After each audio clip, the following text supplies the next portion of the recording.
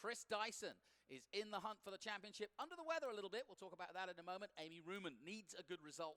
She's not had the best of starts. And Simon Gregg on the 4th row in the Chevrolet. And the reason we've got some good stories is mainly led as we go down this grid. Mark Bowden further back. Tim Kesman. This is the TA3 grid. But Mark Bowden starting pole alongside Tim Kesman. Aaron Pierce, a rookie. Cindy Lux in the Dodge. And then Tom Herb and Aline Cipriani in a Ginetta. Yes, a Ginetta. It's great to have them on board. The British manufacturer and Mark. And it's a really interesting team setup too. Milton Grant, Davey Ricci. A little further down on the 4th row of TA3. So as you can see, everybody getting strapped in. Last minute words with the engineers. And a great sight. We've had so many different cars here. We've had cars that have gone back to as far back as, 1915 earlier today, out on display as part of this whole race weekend. And we've had some pretty good luminaries, some peddlers of the past, if you will. I was very lucky to bump into it, and I say bumped into, I made sure I bumped into it, and that, of course, was Bobby Unser. Bobby Unser was here, Johnny Rutherford was here, and some great names, and it was good to see Paul Tracy also running both in SVRA and in TA2 yesterday, so good to have him on board. And last minute adjustments. But the big story, Jake, and we'll get to it, is, of course, our championship leader, Ernie Francis Jr., has had not necessarily the best of preparation, but he's a cool cat. But he's starting at the back, and he needs some points from this race. Yeah, it's going to be we talked to him earlier. I think he'll be okay. He's comfortable in that car. But, yeah, he just flew back in from New Jersey, I believe it is, where he finished second in the NASCAR K&N race. So I think he was taking a nap today getting ready. Yeah, his race didn't start till 6 o'clock last night, you're telling me. So he didn't get on the plane until much later than I expected. And we caught him napping, but he said he was just watching TV because Detroit, where he also raced in TA2 for the first time. So he's had a busy time of it. Everybody else has been off in Homestead, but he did race in Detroit in TA2. So Ernie Francis Jr. definitely... he's a multiple champion in Trans Am, but he's got a huge future ahead of him, racing in junior NASCAR. He's already been looked at by Chip Ganassi. He did a test in January in sports cars.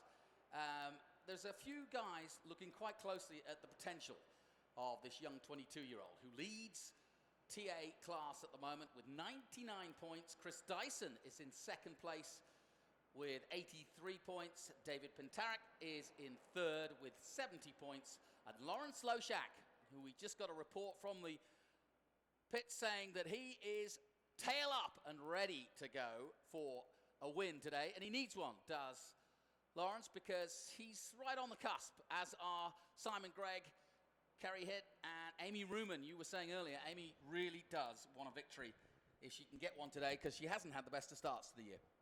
No, and she's at the point right now in the points where it's really, really crucial. We're, getting down to the middle of the season. It's crucial for her to get a good finish or even a win to keep her championship alive. What stories have we got in terms of, we've got these three categories out here. Everybody's got a story, of course. But anything that caught your eye? I mean, the Ginetta story I like. We're keeping an eye on that. The pole position in TA4. Yeah, that's a pretty cool story. We were talking to them. They've got people from all around the world helping them on that car, and it's nice to see. Just saw it flash by, in fact. Yeah, it's nice to see a British car. I'd like to see a little bit more of that in TA4, and TA3, keep it a little bit interesting. Okay, we are expecting a green on the second time by as these guys head out. Now, let's first of all talk about the tactics, strategy, etc., etc. The biggest thing I can tell you, if you're watching from wherever you're watching, it is very, very hot here in Indianapolis. Surprisingly so. I know it's the middle of summer, but even so, by even Indy standards, they went from winter to summer. It's hot now, it's even hotter now, but that's going to affect this car. Yeah, tires. And, Ernie Francis may have a really big advantage with his disadvantage because he's got fresh tires, so he can probably go a little bit harder than the rest of these guys. I don't imagine he will be in the top 5 in the first 10 laps. To be fair,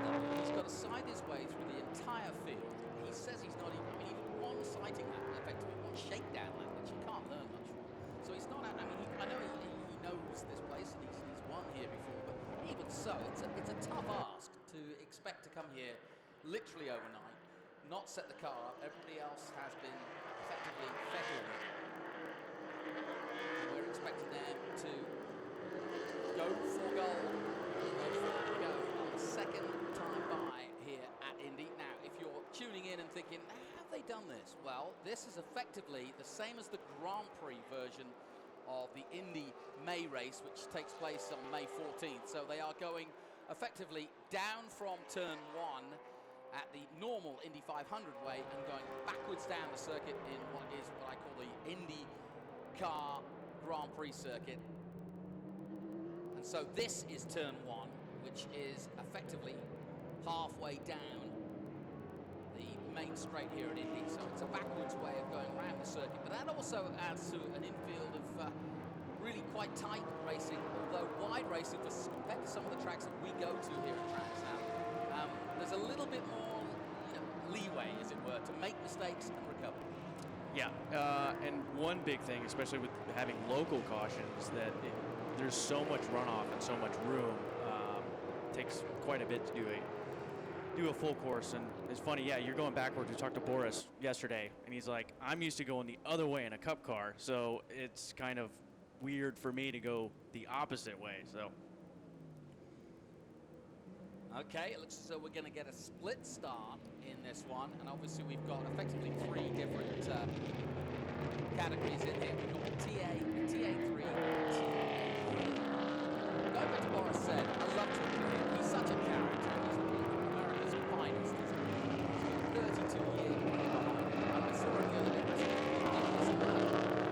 He said, well, he said, you know what? He said, those GT cars, he said, I've been running. He said, they got a lot of electronics, they got a lot of stuff on it, a lot of telemetry. He said, I wanted some horsepower, I wanted to be able to change some gears, and I wanted to go racing. And I said, I like your style. Welcome aboard. yeah, and we touched on this before. A lot of these guys are coming back to this grassroots type stuff. Not that Trans Am's quite grassroots, but real, big American race cars. So I know my dad and I are itching to get back into one, maybe into Stevens and Miller. We'll see. So, what, is this an announcement? I'm just, speculating. I'm throwing it out there. I like your style. So, you heard it first, folks. The Dallenbachs aren't done just yet. Okay, we are slowing it right down now. And we're going to have a split start, as you can see. Ernie Francis Jr. at the back of the TA field. And he's going to try to scythe his way through and see how many points he can get. He leads at the moment with 99, but he starts at the back, and the reason for that was he wasn't here for qualifying on practice. He was racing in NASCAR. So, Ernie's got it all to do. They lead him all away now. Paul Fix, David Pintarak, away they go. And Ernie's already made up one place. Good start down the main straight here. Is that Boris going down for the lead? Or thinking about it. He's not into the lead, but he's not far off. Yes. We are watching the Berryman TA3, TA4 and race. And the second start on its way for the TA3 and TA4. And away they go. Good clean start, and the 4-line boys are up there. The Ginetta jinking out on the inside. Back with TA. And a good start. Lawrence Loshak has got away well. And the man from Wisconsin in the Chevrolet Camaro, who qualified, fourth position. Boris said got to go away well, but it's going to be Loshak who leads the way. We're also watching out for Tommy Dreesy, Chris Dyson, and we spoke to Chris. He's had he's been under the weather all weekend, and we did an interview with him. He said, I've come too close, I'm not feeling so good, but he's battled through it, and certainly it hasn't affected him too much in the car anyway, and he's managed to keep going. So we'll keep an eye on how he gets on. Amy Ruman, we'll keep an eye on her as well, but we are underway, and a good clean start. Tell us about Paul Fitch. You spoke to him about time management over the weekend, Jake. Yeah, what he did in qualifying was his goal was to go out and get a really fast lap and save his tires so he could go hard and get a little bit of a lead from these guys during the race, and that's exactly what he's done. So I think he had a pretty good strategy there, but I wouldn't count Boris out. I think he's just feeling it out a little bit. Well, Boris is a true winner. There's no question about it. Whenever Boris said gets behind the wheel of anything, it doesn't matter whether it's a lawnmower or a Trans Am car. He's going to be competitive. He'll be the fastest lawn cutter in his granddad days as he is, but right now he's still very much a very fast racing driver, and he's pretty much driven everything there is to drive in the United States, if not internationally as well. Great guy, great racer, and it may be 14 years since he's driven Trans Am, but I know he's really, really tickled. He started the weekend off without a tachometer, so he didn't really know just exactly where he was, and he said, I'm over my field at the moment, but that's good enough for me. As you can see, the number 98, the light blue and white car of number 98, our championship leader, Ernie Francis Jr. from Florida, siding his way through bit by bit. How far will he get?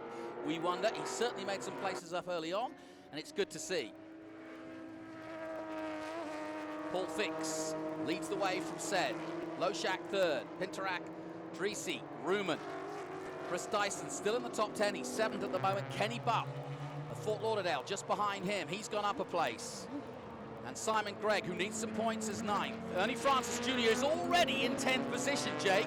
We knew he was going to go well, but this is fantastic. I mean, this is a 100-mile race. He crosses the line right now, and he's already up to 9th position now.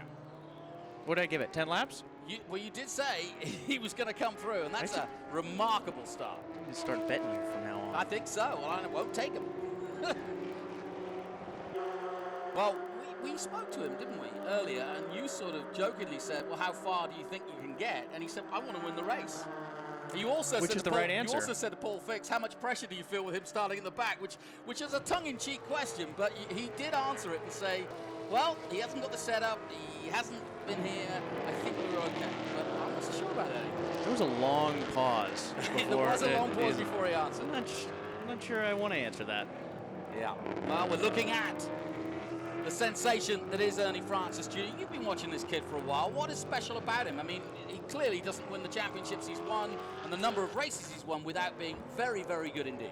Yeah, he's a remarkable young driver, and it goes down to, I had a chance to talk to him in not Detroit because he wasn't there. Yes, you did. He was there. Yeah, exactly. You probably spoke to him. Yeah, because I forgot he was in a TA2 car. Right. And he got, we got a little round. That's the number 16. Oh, it's all going off. Well, we thought yesterday was exciting. We've got another situation here. And the 16 car. And that's in the TA4 class. Spun round. That might bring out the caution if he can't get it fired out of that sand trap. Yeah. So, drama already. That's Tom Herb in TA3 in the 991 GT3 Cup car. Yeah, they're going full yellow. Now, the one thing we said about Ernie Francis Jr. is we cool things down a little, is that any caution, and here's one, is going to help him. Because if he's pushing as much as he's probably had to compared to others, let's take a look now at what happened, because that was an odd situation, and it involved a couple of cars, but I think there was 2 different incidents, to be honest. Here we go.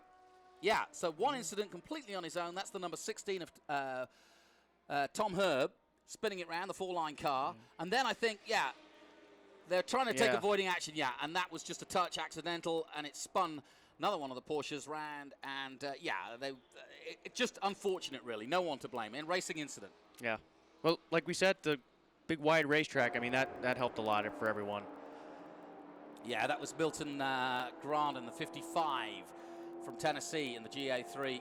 Porsche basically getting pushed onto the grass, but no fault really of anybody's, because they were just trying to avoid the car that was already strewn in the middle of the track. So everything cools down. Paul Fix leads the way. Boris Sett is right up there. Lawrence Loshak, David Pintarak, Tommy Dreesy, and Tommy Dreesy coming in for the first time this season. Of course, he races in the West, but he's also racing overall, so he's looking for all all possibilities. He just wants to be on the top of the box, does Tommy Dreesy, and he has an interesting career in Trans Am. I've been watching some of the videos. There's no question that whenever Tommy's out on track, you don't know what might happen. Yeah, that's a fact. Great race car driver, but goes back to, hey, it's Indy. It's bringing everyone all over the country. So it'll be interesting to see how he does this race. No question about it. Going back to the heat, talk about generally setting up a car in the heat, because what's the I mean, you've clearly mentioned tire management as being a key, but what is the key in your mind? I mean, you don't want to start off with a loose race car. I mean, when I say a loose race car, one that already doesn't have grip, right? So go with a little bit tighter setup, but the tires are so important here. I mean, you burn them off and you have nothing left at the end. Well, while we've got a couple of seconds, should we get Joe Stevens in from Berryman? And obviously we want to talk about our sponsorship, but we also want to talk about your observations. You've been enjoying the day. What have you seen out there? You've spoken to a few guys, but first of all, welcome. Tell us what you're here for. Glad to be here. You know, it's been an exciting race. We're already into our first caution, just a few laps in. You know, I think I saw that coming. The temps out there are crazy. The Berryman at the Brickyard is already turning out to be an exciting race. So tell us more about Berryman and their involvement and what they do for anybody racing. Well, certainly. So Berryman is a company that's been in existence for over 100 years now. It's their 100th year anniversary. It's a family-owned company, and they're helping out people that own dealerships, that own their own, you know, repair shops locally. They have some great products, great product range. If you need things like, you know, you get it dirty, they'll help you clean it up. It's really that simple. They have a massive catalog. You should check them out online. And it's a great company and a great team. We're happy to be partnered with them in 2018. At Stevens Miller Racing, that partnership has been absolutely crucial in our successes out on track. And you can see these guys up front. That's what it takes. That's what it takes. You know, you need the preparation. You need to have a solid car. And I can tell you right now, Boris said, Lawrence Loshak, they're using these products. They love these products. These guys, they know what it takes, and that's back at the shop. And it's cool to see out here, these cars are being pushed to the limit. We're talking cockpit temperatures, 150 degrees. It is extremely, extremely tough on not only the cars, but the drivers, and Berryman makes it happen. What's going on with Stevens Miller Racing? Stevens Miller Racing is a Trans Am TA2 arrive and drive company. And we have Challengers, we have Ford Mustangs, we have the Chevrolet Camaro under the canopy this year, and we are busy, busy, busy. TA2 is all that we do, and it's proven in the results. We have a great product, our customers love it, and we show up ready to go. And rumor has it you're running the Dellenbacks soon, I hear. You know what? We're open to that. I hope he doesn't crash my cars. We had a pretty rough Detroit, as you guys know, and I don't know. This guy looks a little crazy over here. I don't know if I can trust him. Okay, well, we got that out. We've got aired that fully now. So before you go, we're about to get underway again. Who's your money on? What about a win for Ernie? You know, it's very possible. I'm going to tell you right now, coming from the back, he's now in the pack where it's not going to be easy to pick those guys off. They're quick. He's got to take care of his equipment. The rear tire, especially that left rear, it takes a beating out here coming out on turn 14. He's going to have a hard time. I think he's going to be lucky to top 5 it. If he did, that would say a lot about his ability. My money right now, I'm going to say Lawrence Loshak, running Flowtech Power with Lee Schwartz. That team is very tough to beat. Boris said, though, I spoke to him after, before the race here. He says if he's got an opportunity, he's 10/10. If there's a hole, he's going to fill it. And you know what? I don't think he's afraid of wrecking the thing. He's crazy. He's ready to go. and you know what? I think that goes for everybody up in the top 5. If there's a chance for them to get the checkered, they're going to make a run. You're listening to Joe Stevens. Yeah, crazy and ready to go. That's a good, sort of CV for a resume for a racing driver, yeah. As long as you're ready to go and being a little bit crazy, and this heat, to be out there in a car, you've got to be kind of a little bit. I was just out in the grandstands. All right, well, we're going green very soon indeed. My thanks to Joe Stevens coming in to tell us about Berryman and, of course, what's going on with his team. And we are getting ready to go. And can Mr. Fix-It, Paul Fix, do the business and stay there? And he's got that big stop sign on the back of his car, and I guess that's also trying to tell everybody to not pass it. I don't think Boris is really yeah, he's not watching. He's not looking. Yeah, I'm going to say, when you haven't done a Trans Am race for 13 years, you're basically retired, and you're out here. Second isn't really an option, is it? No, I don't think second's ever an option, really. Loshak. What do you think of this layout? I love this track. It's a lot of fun to drive. Yeah. I mean, the first time coming down the straightaway. Green flag waves then, and away we go. And look at Boris said. Oh, Boris gets it done right away. And I don't think we've had any other questions to ask. Is he ready? Yes. That restart says it all. Now, where is Ernie Francis Jr.? He's in about 8th at the moment. Boris said, though, leads this race, and I'm sure Ernie will get the nod that Boris is pulling away at the front. Yeah, Now, but can anybody react? Loshak's right there, though. I think Loshak might be a little bit better than Boris. Well, he got a good restart, and he's up to second, as you quite rightly point out. I'm keeping an eye, as I said. Ernie Francis' next victim, if that's the right word, is Amy Ruman. She's just ahead of him in 7th position. Kenny Bupp, Simon Gregg still in the top 10, but now the battle is on, and it really is a battle. There comes Ernie on Ruman. He's side by side, and I think he's got her. I don't know. Keep your foot in, Amy. Through goes Ernie. Nicely done, though, and he is continuing to sign his way. He started at the back, and the reason for being, he was racing in New Jersey last night, which, incidentally, he got pole and a second place. Not a bad way to go. It could be a very eventful weekend, and it certainly was at Detroit. Didn't get the best of starts. The weather didn't help him, but he was already in his first run in TA2 on the podium by the end of the weekend. Listening to Joe there about the end of the race and how much you've got left. What point are you sort of getting down through the laps? We've got 35 to go, where you are starting to feel the car, the lighter load, and you're starting to slide a little more. It's going to be 10 to go, Yep. I think. And nobody's better at doing that than Boris. So if it goes green and it does get greasy, I think Boris is going to start pulling away. Well, Boris's last lap at 1:30.2. Lawrence Loshak at 1:30.5. And then it drops off. I'm looking at Ernie Francis's last lap. He did a 1:32.5 in traffic. And I think these next couple of laps will give us an idea, an indication, if you will, as to just how much pace they can put on. Good news, Paul Fix hasn't dropped off too much. He's still there in 3rd place, just behind him. David Pintarak right there in 4th position. And we just heard that Boris has got nothing on the dash at all. But he said yesterday, I'm going by feel. So I don't think he needs doesn't it. need it. No. Yeah.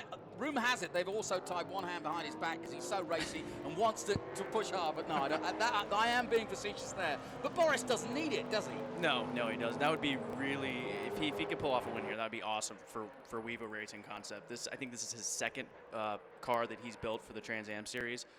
So even to come out here and lead is a huge accomplishment. I can see how the phone call went. He was probably out mowing the lawn, and somebody gave him a call and said, listen, how about I prepare you a really doozy of a car for Indy. It's going to be June.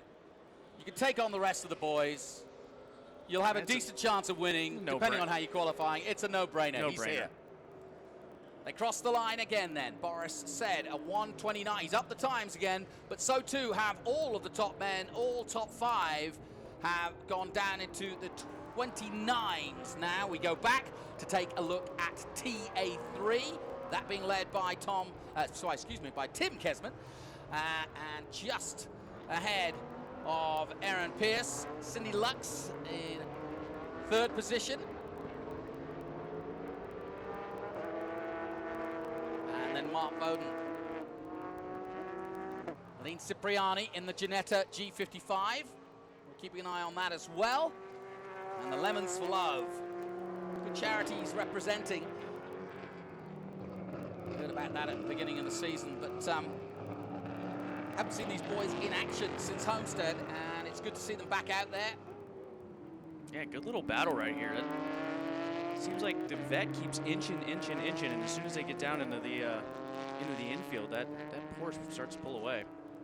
Good battle here then for TA3. Kesman, as you can see, pushing hard as he dare in these conditions, and like you say, when we get down, we've got 33 to go. 100-mile race here at Indy on the Grand Prix circuit, and this part of the SVRA weekend where we've seen some of the great vintage cars and some of the drivers who drove them. Paul Fix. Oh, looks something's up with Boris here. Yeah, he suddenly dropped off a little, and I'm not quite sure what that reason is, but that would have been a better story had he been pushing on, because Boris is such a character. But it's not over yet. Don't count him out. He might be able to fix it from inside, but I don't think so. Whatever's wrong, he's still pushing. You saw him jumping over the curbs there. He's trying to hold position. Now Ernie Francis Jr. is coming and coming strong. Ernie's up to 6th place now, and he's got Chris Dyson in his sights. In fact, he hasn't, because he's already passed him. Ernie is on the run.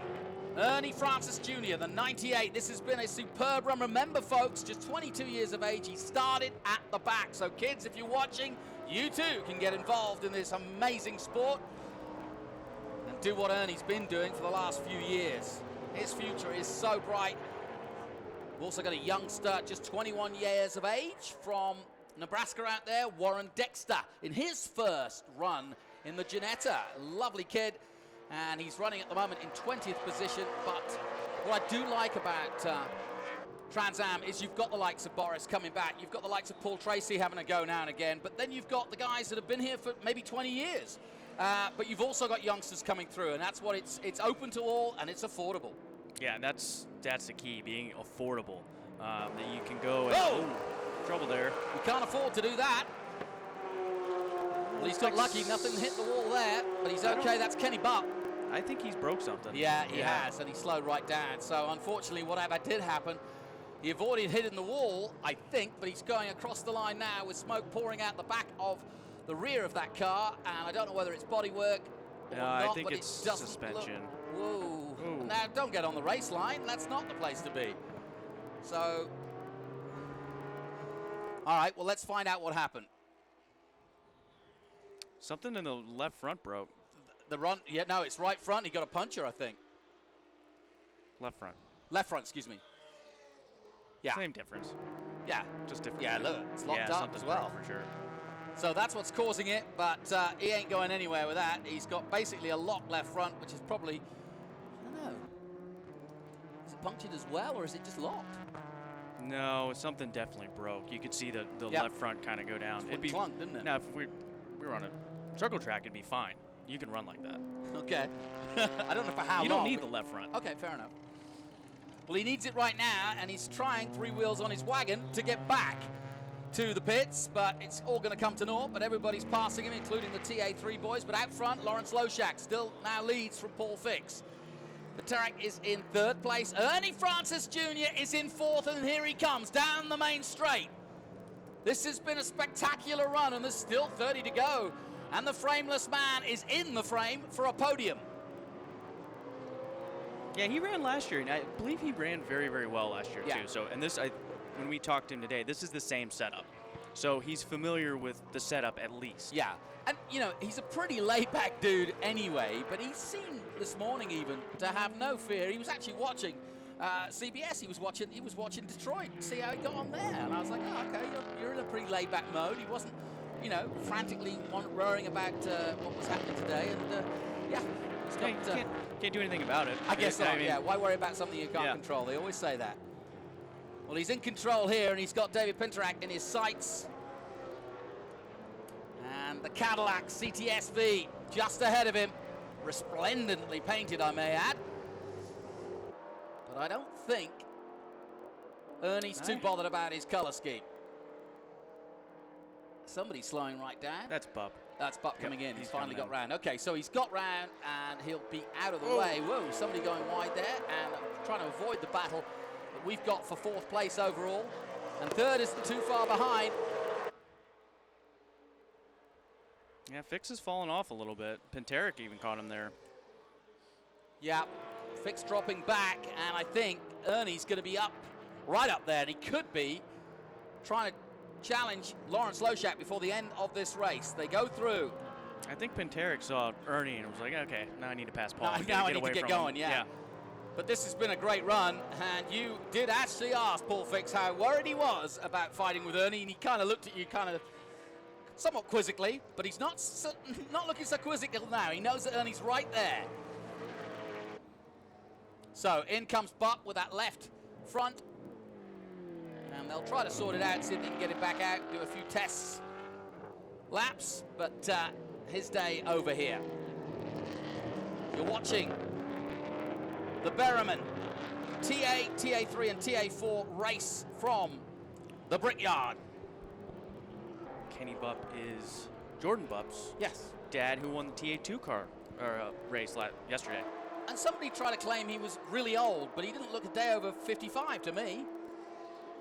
And now we see the gap between the leader and those chasing him for second, third, and fourth. And there is Ernie Francis Jr. in fourth position. We saw Lawrence Loshak just go through, and the gap precisely is 5.7 seconds. So there is time, and here is your leader. And here come the chasing pack down this famous and iconic Brickyard. I wonder what they must have thought back in 1909 if they would have imagined looking ahead and into the future to see how this track would be used by so many different versions of racing, but still, the same spirit continues, and I love it. And Trans Am very much still the heartbeat of American racing. And this is a cracking race, and right now I think we've got the calm before the storm with 28 to go.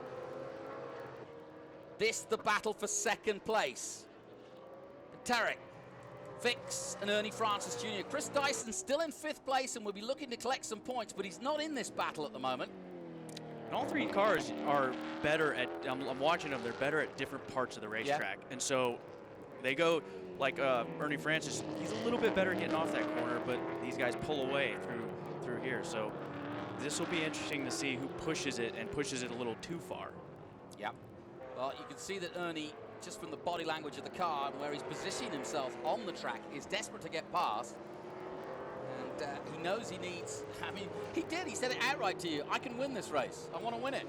Yeah. You have to be confident. You have to think you can win every race. Yep. But not when you're starting at the back. That doesn't give you, it doesn't fill you with confidence, does it? It depends. All right, going back to TA3, it's still Tim Kesman from Bowden and Pierce. TA4, Warren Dexter, remember, in his first race in the Ginetta, and still going strong. But we're, of course, keeping an eye on this battle for TA for second, third, and fourth place. Coming up on some traffic. But they've still got some work to do as they side their way through. Loshak with a strong lead of 7 seconds now, so he's already put another couple of seconds on them. Now we're drifting back, as you can see, to pick up the battle for TA3, which involves Tim Kesman from Wisconsin in the Porsche 991 GT3 Cup car. There he is. And the battle behind him of Bowden and Pierce. I think you chatted to Mark Bowden last night, right? Yeah, I'm not sure what happened there, but if Pierce just let him go or something wrong with Pierce, that was way too easy for Bowden to get by. And Boris said, finally coming in, so whatever problem he's got looks terminal because he wouldn't want to come in unless he had to. So sadly, the Weaver car just making its way down the pit lane. And, oh, somebody parked it. Into the gravel goes the number 88. That is Tim Adolphson in the TA class in the Camaro, and I think he's just done that on his own. I don't think anybody else was involved in that. Maybe just got a little too hot into the right-hander. Or he had help. He could have had help. Could have had help. Well, I'm sure we'll find out, but either way, he's out. And that could be a full course yellow, and it is. So, the plot thickens again. And is this helping Ernie, or, well, it's certainly hindering Lawrence, but it's helping Ernie Francis Jr.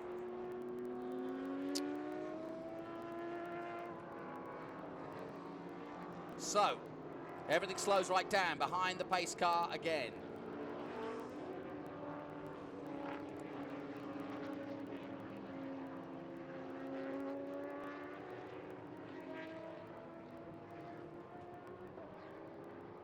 So, how do you play it from here, Jake? 26 to go, and probably by the time we restart, 25, 24 to go, by the time they've excavated him out of that gravel trap. How do you go about it? Let me put you in, let's say, Ernie Francis's position. How do you go about it?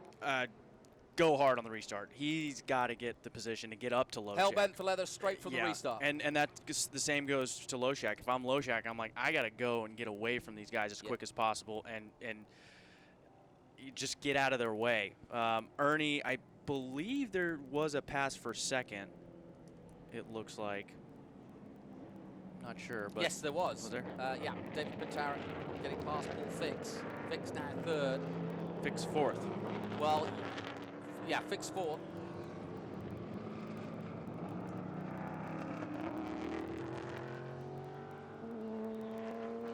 Probably get an idea as to actually what has caused this.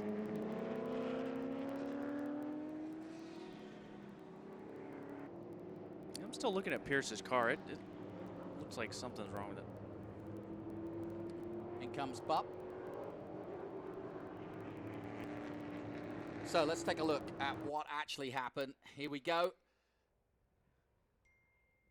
And Ernie Francis Jr., nicely done. And Fix try to stay with him, but that was a good clean pass. And again, Ernie has done a really good job of staying clean, just picking his right moments, and that's a key. All the way through this race, it's one thing to say you're fast enough to get through. It's another to do it cleanly. Yeah, and then you got to be smart about it. You don't want to make a mistake and run into someone and end up with a penalty. And Loshak, I was noticing him early here. He took off like yesterday. We saw Rafa take off, and a couple cautions, and had a pretty good race there. So I think that Loshak is going to be able to get away from him. Let me ask you a question. Did you have eggs for breakfast this morning? I did not. Well, just coffee. Okay, I just got a word from the Pirelli tire techs down in pit lane. 144 degrees on track right now. So if you fancy some eggs, I'm sure they'll crack a couple and fry them up for you. I'm sure. That's how hot it is here. Really, really hot day. And just to remind you, if you are sitting in the stands, just to hydrate and make sure you stay hydrated. Stay in the shade if you dare. And while we're under caution once again, Joe Stevens joins us. Joe, your take. We just heard what Jake's got to say. You've seen a few incidents now, but with the laps we've got left to go, this Berryman race going good. Very good. 25 to go here. Ernie's done a phenomenal job. I think he's got pretty good tires yet. I mean, it's surprising to see how fast he was able to carve through that pack and keep the equipment underneath him. Would you say he's still got plenty of tires left, as it were? I mean, he hasn't, in my mind, had to force his way anywhere. No, it doesn't seem like anyone's really put up a huge fight. He's been able to get him into 7 out of 14, obviously, of course, into 1 into the big brake zone. He's confident in the brakes, and I think he's got the rear tire to really keep on pushing. Loshak he's got a job in front of him, that's for sure. And if he was a kid with no experience in Trans Am, you might doubt his ability at this point. But he's got so many wins behind him, so much experience in this kind of car, from TA4, TA3, he's done it all. So the point is, he knows how to manage the tires on this kind of power and this kind of horsepower. Yeah, most importantly, he won here last year. Yep. Same setup, same set of gears. He knows what it takes, and he's got a really good hold on what 100 miles, to race all the way hard to the end, what that takes and what it demands from the equipment and from him. So I got confidence that he'll be at Loshak's door here pretty quick. Loshak's strong, and he's got a really good engine supplier behind that team. I think it'll be interesting to see how these guys go. Yeah, and of course, as I said, Ernie's a whippersnapper in his mid-20s, but I would have thought the conditions for anybody just here is tough. I mean, it's a tough day out there. To be in this cockpit when you slow down like this, it's just getting hotter and hotter. It's not easy, is it? It's going to be a long sprint to those last few laps. Absolutely. Again, the BerrymanProducts.com website is huge. They have brake cleaners, carb cleaners, tire sealants. They have all that you need to prep a car like this, not only at the racing level, but on the street level too. They have a phenomenal group behind them, family owned, 100 years in business. That says a lot. Yeah, it does. Well, they are all filing by across. Kesman now in TA3 crosses the line. We're under full caution yellow. We welcome you wherever you're watching to our Trans Am coverage. It's been a big weekend here at Indy, and there's more big weekends to come. We're not even at the halfway point of this 12-round championship, and we've got a lot of iconic circuits to go to, from Watkins Glen, Mid-Ohio, Road America, Coda, Daytona, of course, and we've already been to Florida and to Detroit. Detroit, what a cracker. It was a tough weekend for you, but it's a good place to go. Correct, yeah. It was a tough race for Stevens Miller Racing. We brought 5 cars, and we ran into some cement barriers. Honestly, it's a difficult track to get right. It was a hard-fought race. Unfortunately, the '77 Ford Mustang, driven by Mark Miller, didn't even get to the race. We had an issue in qualifying, contact with another driver, and then of course the '76, driven by Anthony Honeywell, spun in turn 1 in a big crash. We had a lot of work at our chassis supplier with Chaz Howe, making sure that those cars were set and ready to go for this race. Yesterday was tough. I mean, right now you have to remember it's about 150 degrees inside that car. The water inside the drink tube is hot to the touch, and they're not even getting any airflow. 60 mile an hour, it's going to be really, really hard for those drivers to stay focused for the rest of this race. So Boris said just getting back out, it looks as though, and also a bit of news there, you saw a shot there of the TA4 car of Bill Bateman. Bill Bateman, who of course was running in second in TA4, but he was in the pits, and he's still down there at the moment. He was chasing Warren Dexter in TA4, but he's come into the pits, and that's not good news for him. So that keeps the battle for TA4 very much alive as well, but it's Lawrence Loshak, Pintarek, then Paul Fix, and Ernie Francis Jr. Francis Jr., of course, getting into third place, and looks as though he's on for a podium after starting at the back. And we'll have one restart by the looks of things, or there could be more. 24 laps to go. Kesman, Bowden, and Pierce leading in TA3. Cindy Luck still there. Cipriani as well. The production-based cars can get a lot of heat inside of them. They use those larger mufflers, especially the Viper, that V10, large engine sitting a little bit further back. That car carries 600 more pounds than the Porsches, and I'll tell you, it makes some heat in there. Cindy Luck's her first race back. She's got it cut out for her here. It's tough. Yeah, it's physically tough for everyone, but when you're trying to push as well, another lap completed by the pace car. And hopefully we'll be going racing fairly soon. And as you can see, the number 88 making its way back across the grass. Thanks to Joe again for coming in and giving his thoughts as we had a little bit of downtime before the onslaught. And Jake, joining me again, you've had a time to think about it now. Who's going to win this race? I'm liking Loshak. Yeah, I think he's got the car. Well, we heard from Joe earlier. He's got the bit between his teeth. He hasn't won this year, and he's ready. And he's had a few mishaps, hasn't he, along the way? I'm thinking Road Atlanta, where he hit the wall in practice. Yeah, that was rough for him, and I know he was pretty disappointed about that. But they've bounced back, and they're focused this year. So I think Ernie's going to give him a run for his money, but I would say that he's going to be able to hold him off if Ernie doesn't, wear off his tires trying to get around Pintarek. Certainly going to be an interesting restart here.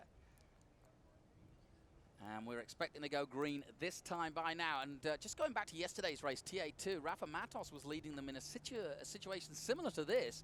And he actually jumped the start because the mistake he made was that he accelerated before seeing the green flag. And I'm sure the experience out there, Lawrence Loshak won't make that mistake, especially as everybody in the paddock is aware of what happened. That's just half of the story. We can tell you the rest of it later. But go on our website. All the information is there. Suffice to say, Rafa didn't score anything in the end. But a shame because he led most of the race in TA2. And he's still very much leading the championship. But it's much tighter now. So we are about to go green here in our TA3 and TA4 race here from the Indianapolis Motor Speedway. A history since 1909, and here we are in 2018, and no one has lost any of that competitive edge for running these iconic American cars here at the track, America's greatest. Well, you can't say that now. There's British cars there. That's true. There is that. I take it all back. It's a heck of an international entry, actually. They've got Brazilian engineers, Italians in there. They've got a driver, a 21-year-old American from driver, Nebraska, who's driving the Ginetta from Great Britain. I'm just glad to see them there. Here we go then. So, when he sees that green flag, then he can accelerate, and the rest of the pack, including Ernie Francis Jr., who's come from the back, will accelerate away. We're looking across to the famous flag, and there it is. And away we go. Loshak spun the tires there on the restart. He did. And David Pintarek is alongside him. It's a drag race down here at Indy. But can Loshak hold on? He's certainly got the advantage heading towards the first corner and just cuts the nose off of Pintarek. And that's still Francis Jr. just behind both of them. Good tight start to this one. And already Loshak trying to pull away. And he won't be comfortable yet, but that was a good piece of work there because, as you quite rightly pointed out, he didn't get the best of restarts at all. Yeah, and I'm surprised Pinteric didn't push the issue just a little bit more. I would have. It was debatable, but it looked like he had the spot. So then, 22 laps to go. Ooh, a bit of a touch there from the number 4. So Paul Fix getting the fix on the number 88. That's Tommy Dreesy. And that's the first time we've really talked about Tommy. And coming back in this weekend and looking to get the best results. Somebody missing out the corner there. Loshak went off. That was Loshak. That was Loshak. Whoa, the leader. Well, a rare mistake from Loshak there, but that's opened this race right up now. I guess Pinteric didn't have to force the issue. Whoa, and now Ernie's gone slightly wide, but Ernie Francis Jr. gathers it all together, and look who's behind him, Tommy Dreesy. So then, what a race, what a finish we're going to have here. Paul Fix tried it on the outside, but that's tough to do coming out of that corner. Back on to the front straight here at Indy. Francis Jr., Dreesy with Fix behind him. Simon Gregg. Great run for Simon Gregg.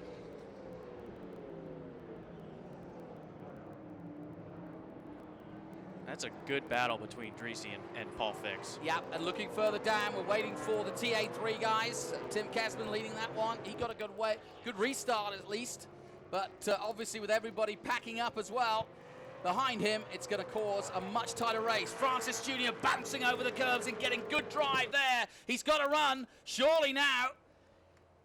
Looks to the inside. Can't quite do it this time. Not quite close enough, no.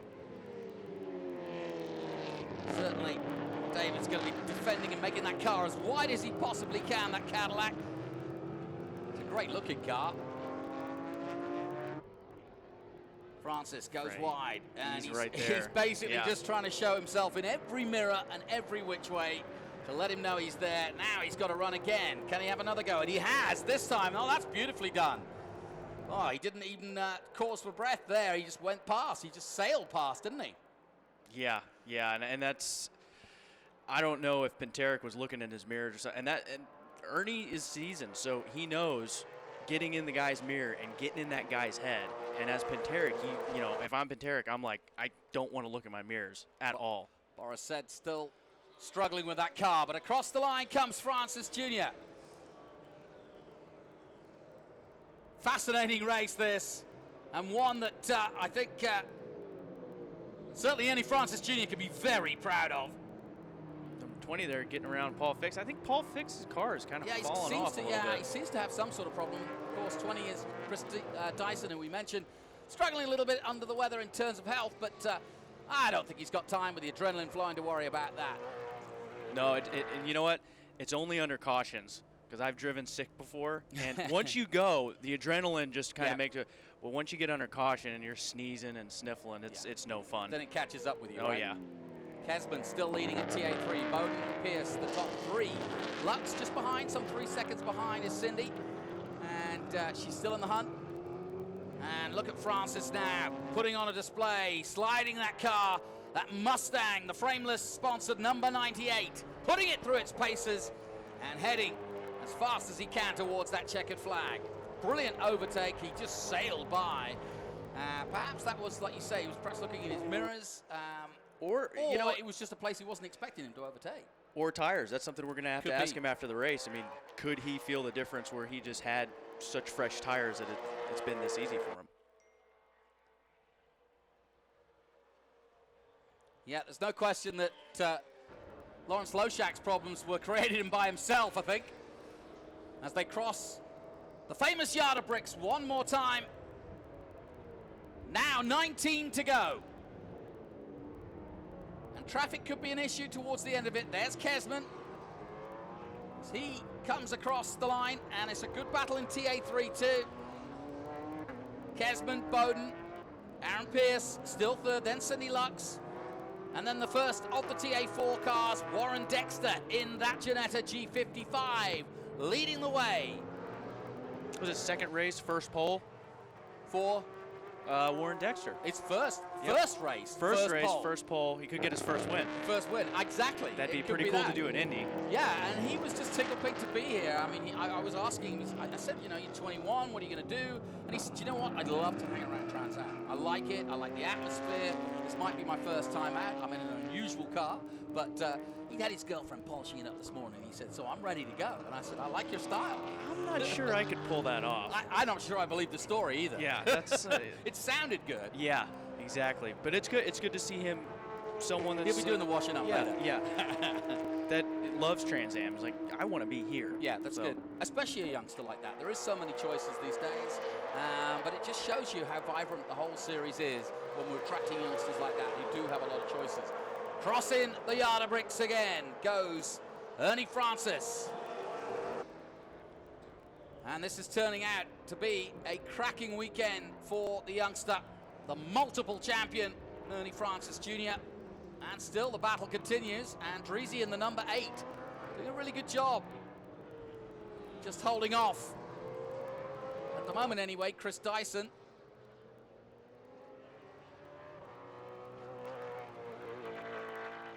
Gonna be tough to...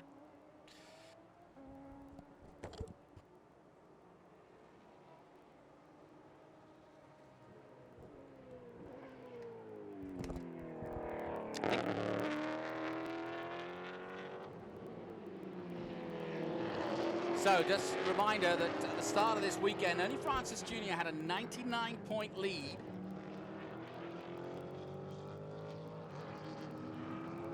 Chris Dyson second with 83 points, and Dyson's still out there, and in 5th place at the moment.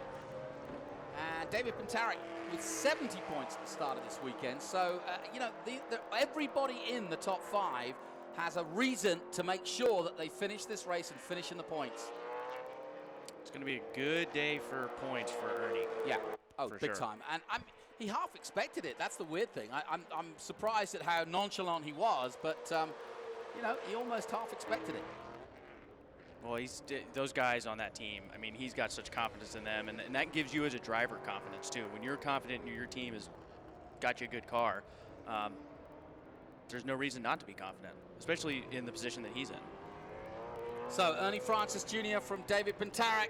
Tony Dreezy now 3rd, ahead of Chris Dyson 4th, Paul Fix in 5th, and Simon Gregg in 6th place. Bocom in 7th, Kesman leading TA3, 8th overall, and Mark Bowden still very much in touch with Kesman in the battle for TA3, and Amy Ruman dropping back to 10th overall. Not sure what's wrong with Amy Ruman.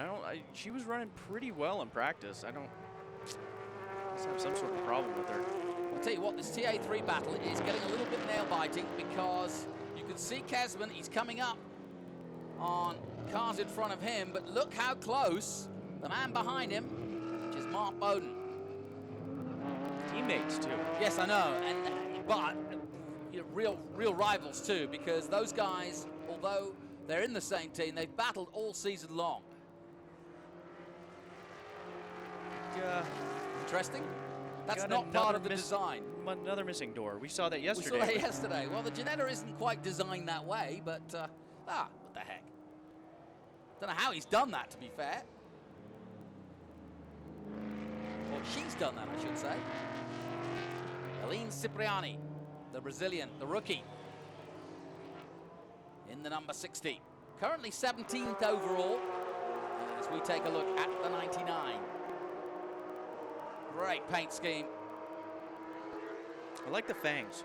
You do? Fair enough, we do. So we're getting down to the nitty-gritty with 16 to go. Ernie Francis Jr. amazingly has come from the back and now leads this race. And he's putting in some cracking laps. His best lap at 128.4. And that's quite, he's not that far off Paul Fix's best at 128.5. But those two are the quickest men on track. And meanwhile, this battle continues. Dreezy. Derek went for it. Whoa! And so too did Chris Dyson. And finally, Dyson has to give to that. Or is he giving up? No, not quite. So, good work from David. And can he hold it? Because I think Dyson's a little bit miffed by that. Yeah, I don't think Dyson's gonna let him get too far. So the official gap in TA3 is 1.7 seconds, but it's getting closer and closer as the laps come down.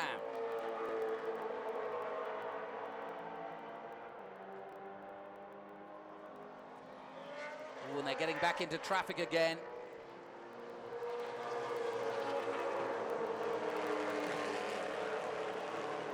Down the main straight then.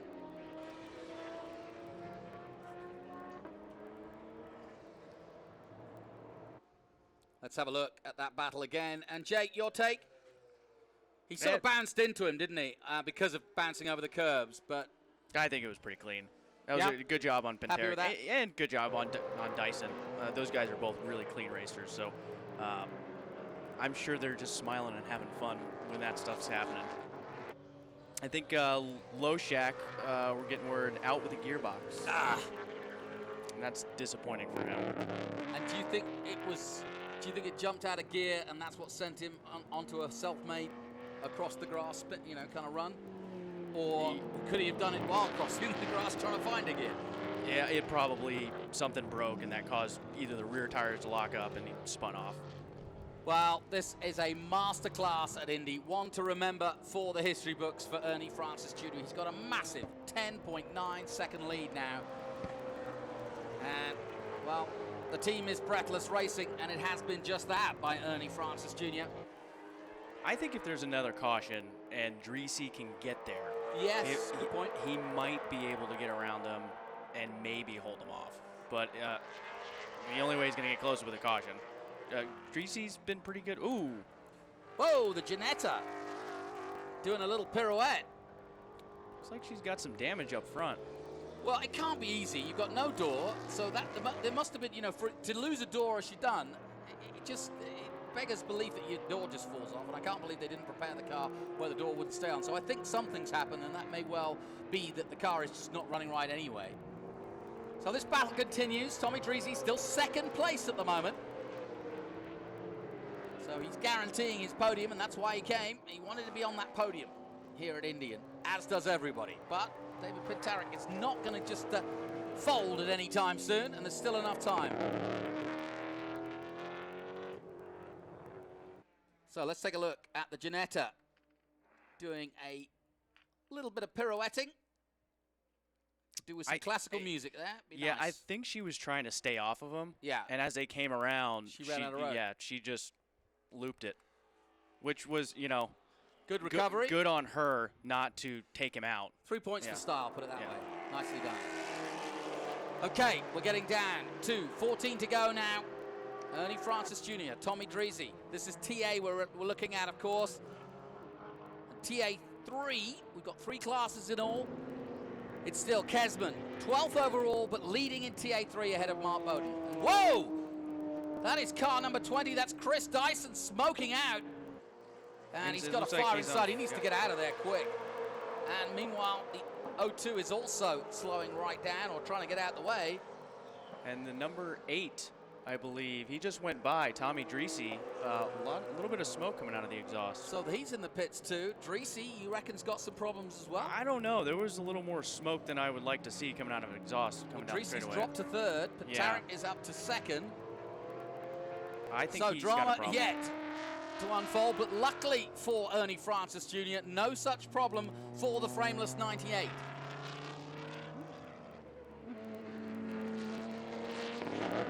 Well, we knew this would have a twist. Just coming past our commentary position. Dyson's got some damage. He just went by here. Heavy damage, isn't it, on the 20? And he is out of proceedings pretty much as we take a look at car number 59. That's Simon Gregg, 7th overall at the moment. Sorry, he's up to 5th, excuse me, now with those retirements. Here's that battle for TA3, and it's certainly not done, is it? The 4-line boys going for it. And so far, Tim Kesman, with the lemons of love, green and white, has done a really good job of just keeping his foot in, not making any mistakes, getting his way through the traffic and holding off Bowden, but it's not over, is it, by any means? No, not 13 to go here, and it's a long circuit, so we don't know. Bowden might be sandbagging. You think? I don't know. Well, certainly he's got the opportunity to use a bit of traffic now. We're watching the 44. And Tim's had a good year, actually. I mean, it's far from over, but he started well. He's been in the hunt in almost every race. And again here at Indy. He's not showing any signs of slowing down too quick. That's a huge confidence booster, too. Yeah. You just continue to run well and run well and run well. I mean, that does, you know. And it's not like they're running every week. Right. They're not running every two. You know, they've had a month off or so, and that's hard to sort of keep that impetus going when you've had a break like that. But he's done it, and he's done it well. Put a little distance between him and Bowden. Yeah, he did in that last lap, didn't he? Well, if Bowden was sandbagging, he better throw the sandbags out. Better change that up. So we're getting down to the last 10 laps of this race with 12 to go at the moment. Warren Dexter still leading in TA4. And the youngster, the 21-year-old from Nebraska in the Ginetta, just ahead of the Bill Baton, the local man in the Camaro, who's in 19th position. So Dreesy caught back up to Pinteric here. Yeah, so I don't know if there was a problem for Dreesy or not, but he doesn't show any signs of it right now, does he? So we've still got a good battle for the podium, and it's not over. We've certainly got a good 10 laps to go after this. As they cross the line again, they cross the strip of bricks. We were out there last night. It's always nice to be out here, and it's such a magnificent place to be. There's no question about it. It's awe-inspiring. I mean, it's just so enormous, and you feel like a tiny thimble out there. It's almost more harrowing when it's at night, where it's a little bit dark and Quiet. stands are empty and quiet. There's no PA, there's no roar of engines, and it's sort of spooky, but fantastic to be I would here. say peaceful. Yeah, peaceful. Spoken like a true racing driver. Here we go. I think, he's going to make a move. Here comes Dreesy. Nicely done. Good clean move. Under braking, but turning in. A little bit of a contact. Racing's rubbing. It's I would okay. say so. Yeah, all right. Well, he did brake very late into that. I think he actually overslowed the car and wasn't looking Just far to enough make the ahead. corner, And that's Pinteric was looking where he needed to go, and Dreesy was just Well, there. if Pinteric's going to come back, he's going to have to use the traffic ahead. But as you can see, they're coming onto the wider section now. This mini part of the Turn 2 oval.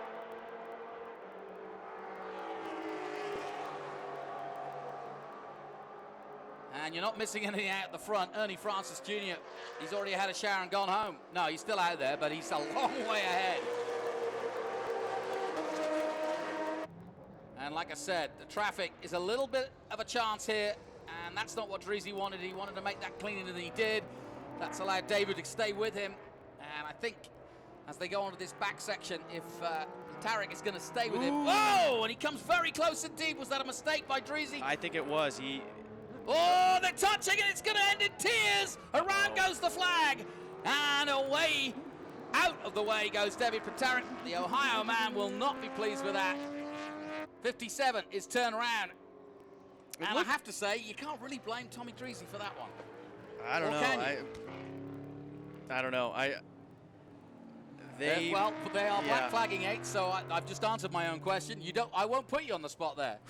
Thank you. You survived that one, but they are blaming Tommy Dreesy. Let's have another look. Now you can call it, Jake.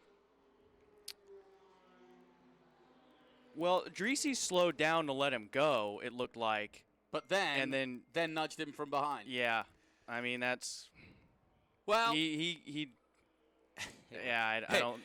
It's here nor there. We don't need to be the judge. It's already been judged. It looked a like black flag. It looked like he slowed. Well, when he went into turn 1 there, he just went in there way too hard, and the front end started chattering, and that's what gave Pinteric the opening. Well, it was a good battle while it lasted. Meanwhile, the battle at the front, the man who's come from back to front, Ernie Francis Jr. is literally in the zone here. And that might work out for Simon Gregg. He might have just got himself a podium. Wow. Yes, good point. Yeah, that's makes things interesting, doesn't it? Unless because he was what, 9th position at one point? Yeah, unless Pinteric can catch him. I don't know where he's at on the track.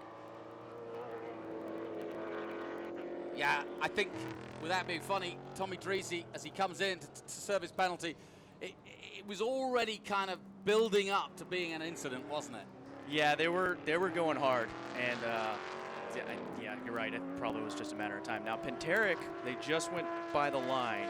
He's still in second. Well, But that still puts Simon on the podium, so yeah, exactly. great run for Simon Gregg. I'm sure many race fans watched Le Mans as we did this morning, and you never count out anything until the end of the race. Toyota know that better than anybody, but they finally did it. And I think that's the same for Ernie Francis Jr. He's got a massive, massive lead, but he's still got to get to the checkered flag, and a lapse of concentration. We know he's not 100%. He can't have had a full night's sleep. He raced last night in New Jersey. He didn't get practice. He's had to go out. He had one lap, effectively a shakedown lap, this morning, in fact, and which really couldn't learn anything. He was literally doing a systems check, if you will, and yeah. That was all he got, so that's as much as he's managed to get involved in. But he's done a really good job since he's been in the car. But he's going to be feeling it now, especially without the competition. There's always a chance that you could lose concentration when you've got such a big lead as he's got. So at the moment, Ernie Francis Jr. ahead of David Tarek, then Simon Gregg looking for a podium, and that could make things very interesting.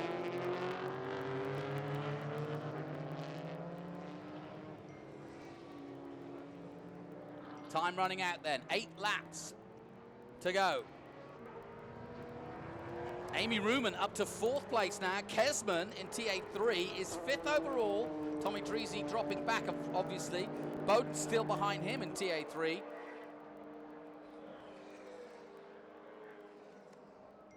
And this is what Ruman needed. Yes, was she did. A really good run here, so she should be pleased with that.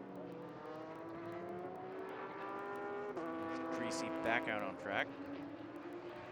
So, yeah, and he served his drive-through penalty for that contact.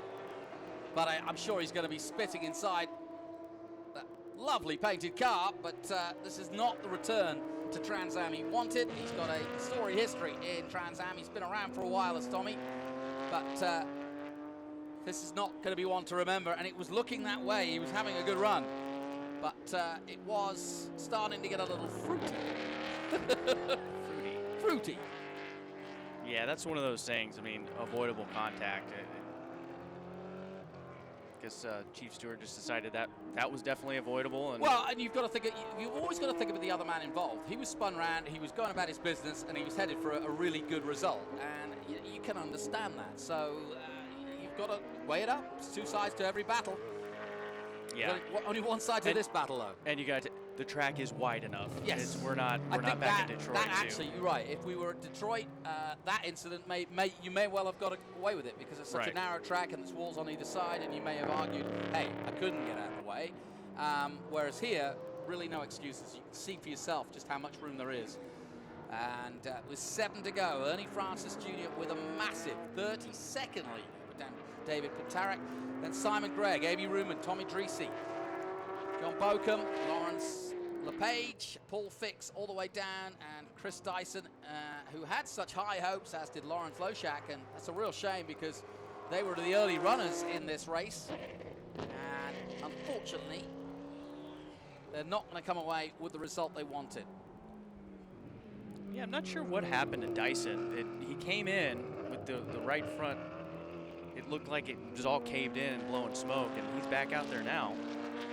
Paul Fix slow on the front stretch there. He's still out, but boy, he's circulating slowly. He just passed us, and he was going half speed at best.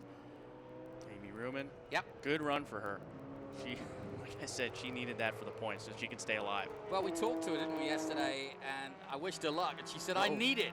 As once again, the 4-line number 16, he's already had one spin, and he has another, and luckily he's got it going. It's greasy. Yeah, it's clearly. Greasy out there. Well, we heard that earlier. Yeah, that's Tom Herb for his 2nd time in a bit of a spin, and Francis Jr. trying to alert those ahead of him to get out of his way. But I think, like we said, this track is big enough where it really isn't a problem as long as you're being patient, basically. And I'm looking at some of these lap times. Amy Ruman's catching Simon Gregg. I think she can pull off the podium. Well, that would change her day completely if she could get on the podium for sure. Yeah, Amy Ruman's best lap at 1:30.5. She just did a 1:31.8, and as you quite rightly point out, she's going a lot quicker than Simon Gregg. I'm looking at Ernie Francis. His lap last time was a 1:31.9. Still got a 31-second lead, though, of the man in second place.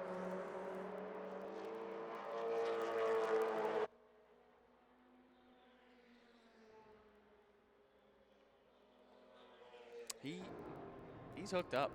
Yeah, he's going good. And that lap of 1:32, he's knocked it off slightly, but he did have a little bit of traffic. That one on 32.8, so he's just, you know, his best lap was at 1:28.4, which was scintillating when you consider it.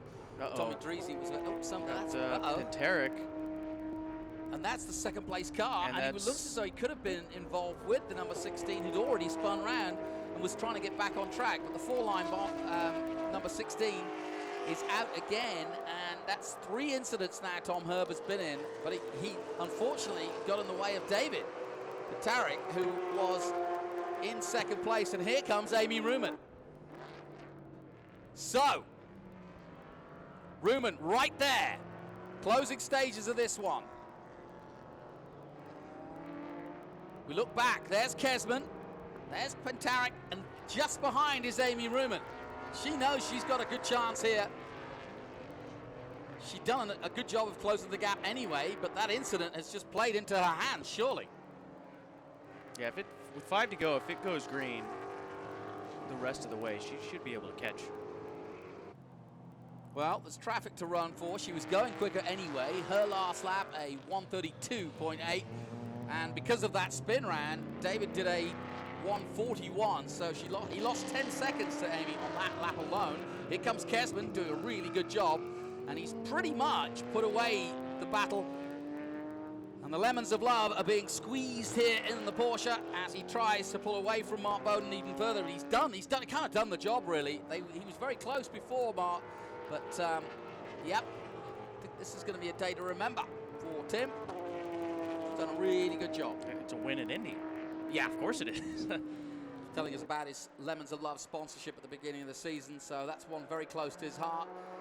And it's a charity, and he really wants to give them as much exposure as possible. And he's doing it right now.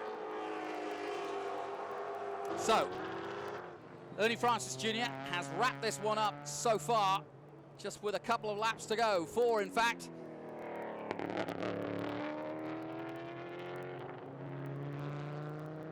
And the frameless shower doors, number 98, is heading to victory here, and it's been an immaculate performance. I mean, when you ask a guy to start at the back and say to him, you're having no practice, you're not going to be here until literally the morning of the race. He got here about, what, 10 a.m. this morning? Yeah, I think it was 10. That's not a bad effort. The only real race we've got on our hands, though, is for that podium second place with David Panteric and Amy Ruman. Ruman in the Corvette, and of course David, who's had a bit of a spin in the Cadillac. Here she is. I think she's already got by him. Or is that just traffic? I think that's traffic. She said she did a little testing. Don't know where. She wouldn't tell us that. And that always helps. Yeah. As a driver, I mean, seat time. So being comfortable in the car, and because, you know, they've had a month off. So yeah, and that was what was. That was a bit of a sideways move, right in front of Amy. But yeah, it's never easy to try and stay honed. And it looks as though we're going to get the white flag next time by. So I overestimated. I thought there was 3 to go, but it looks as though there's 1 to go. And sure enough, I can see the white flag being prepared, which means that Ernie Francis Jr. has just got to do one circuit round this famous, iconic Indianapolis Motor Speedway. And the youngster, Ernie Francis Jr. from Florida, on his way to yet another fantastic victory here at Indy, but one which he will remember and cherish, I'm sure, for a long time. To come from the back in any field, it doesn't matter, because they are racing for points and as hard as they can too. Yeah, I was going to say, I think he finished second in his K&N race yesterday. Yeah. So I think he was like, you know, That's not a bad weekend at the office, is Yeah. it? Well, I think it gave him some motivation, too. Yeah, exactly. There's the white flag for Ernie Francis Jr. He takes it and has 1 lap to go. We'll be watching back now for this lap. Pintaric's around. Yeah, for Pintaric and Ruman. Ruman. Surely now will go to second. Yeah, he's out again. Big problems then for David Pintaric. Everything was going fine until he got in that battle with Dreezy. I think he used his tires up. Yeah. I think he just used them all up. You think he's... Yeah. Fair enough. Well, we'll follow the 98 to the checkered flag, I'm sure. But Amy Ruman has turned around her season in literally half an hour here. And you said to me just before the start of this race, Amy Ruman needs a win here. And I think those were wise words, Jake, because she hasn't got the win, but boy, it's not too far off. Tim Kesman is going to finish 5th overall and win in TA3. And as it stands, Warren Dexter is marching on to a famous first-time win in TA4 for the 21-year-old. That's pretty impressive. Very impressive. And a win for Janetta, too, famously. I'll alert the press in Britain. I tell you what, they sound good. They do sound good, and they look good. That car looks great. It's not quite, a V8 Ford or Chevy, but it'll get there. I think they might be doing a full Brazilian celebration. Brazil are playing in the World Cup. They've got Brazilian engineers on the car, and he's just crossed the line there again to take the white flag, and he's going on. But here comes Ernie Francis Jr. and takes the checkered flag here at the Indianapolis Motor Speedway to win in TA. Another famous win for Ernie Francis Jr. and one he will remember and cherish, I'm sure, for a long time to come. That was textbook racing, folks. Sized his way through the grid right from the very back. He needed the cautions, he got the cautions, he managed the tires, and that will go down as one of his best. Tim Kesman will also be very grateful for his day here at Indy, and so too will the Lemons of Love, his sponsor, as he will come to the checkered flag. Amy Ruman comes across the line now.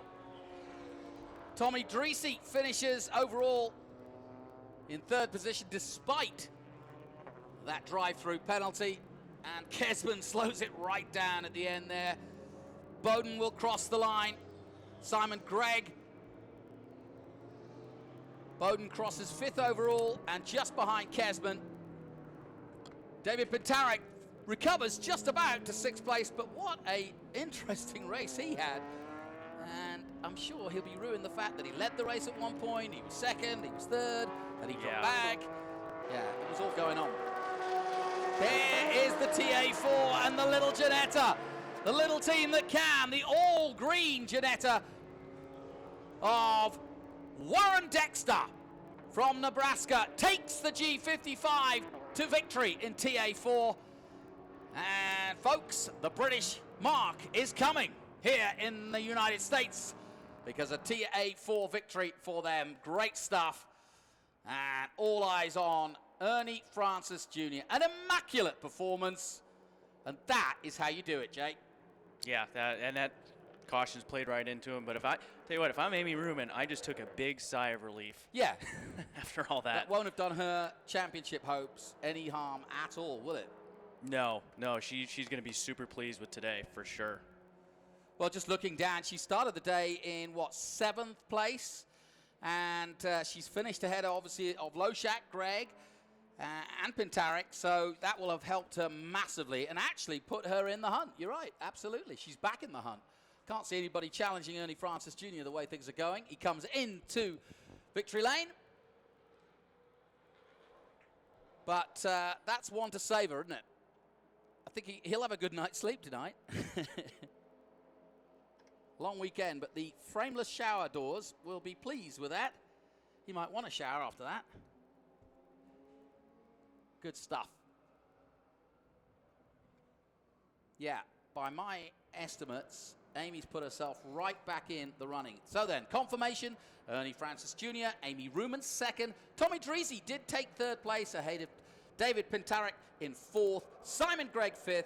Joe Bokum in 6th place. Paul Fick, sadly, and I say sadly only because he'd been running right at the front, and same for Lawrence Loshak, who's further down, but it's Lawrence Lepage just behind him here at the capital of racing.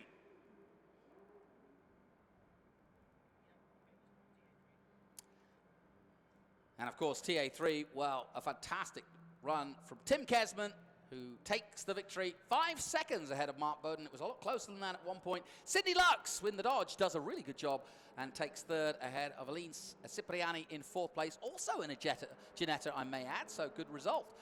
Kerry Grant, David Rishi, and Tom Herb, despite all those spins, does get a decent result out of TA3. But the big news has to be TA4 as well, because if Ernie Francis has done a good job, so too has this rookie. First time out in Trans Am in TA4, and Warren Dexter of Nebraska, the 21-year-old, makes his name, beating Dane Jorgensen-Smith and Topper Napialaski in third position, and that is a great result for Warren. Congratulations. I know, having spoken to him earlier in the day, just what this means to him, and he says he's sticking around this